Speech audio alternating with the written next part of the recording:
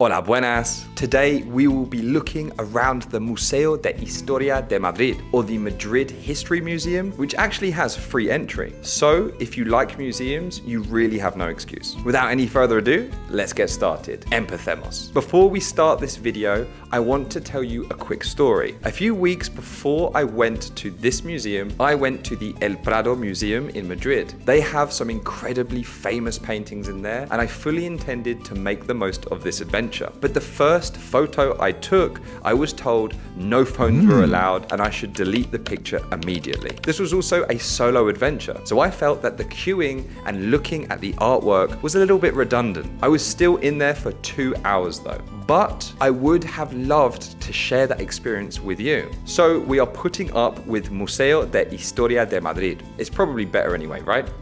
It's super close to the metro. Literally, you come outside, go across the road, and you're here. The Museo de Historia de Madrid focuses on the history of the city of Madrid. It features a diverse range of exhibits and collections that showcase the evolution of the city from its early days to the present. The collections include artifacts, documents, photos, and multimedia displays. Look how small Madrid was in the beginning. Amazing to think it was only 463 years ago. It's really not that long if you think about it. And here we can see its expansion over the years.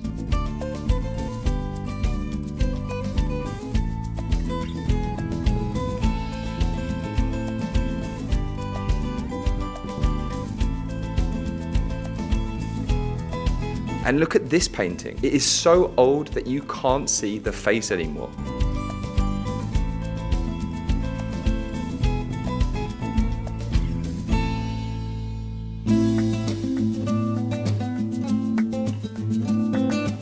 Do you remember how I told you that in El Prado they stopped me from taking pictures? Well, in this one, I was told I couldn't take videos. Why?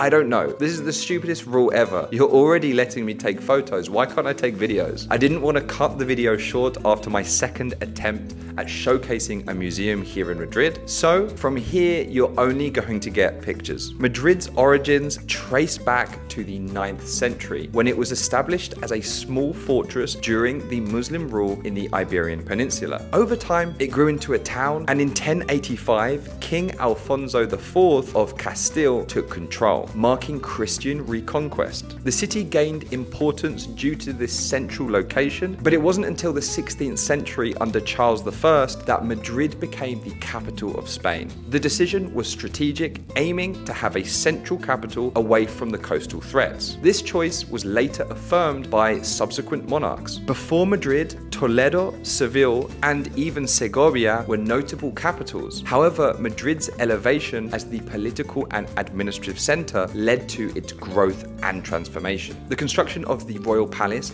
and other structures marked the city's ascent. Notable events include Madrid's role in the Peninsular War, which was as early as 19th century, and the Spanish Civil War between 1936 and 1939. The city has also seen cultural flourishing, exemplified by El Prado, as I mentioned before, established in the 19th century, and continues urban development over the centuries. Further on the topic of the transition from monarchy to a formal government in Spain, which began with the establishment of the Second Spanish Republic in 1931. This marked the end of the monarchy under King Alfonso XIII. However, the republic faced political instability, leading to the Spanish Civil War. During Francisco Franco's regime, which followed the Civil War, Spain was a dictatorship. Franco assumed power in 1939 and ruled until his death in 1975. Notably, during Franco's rule, there was no king or queen. Spain functioned as a fascist state, with Franco as the head of state.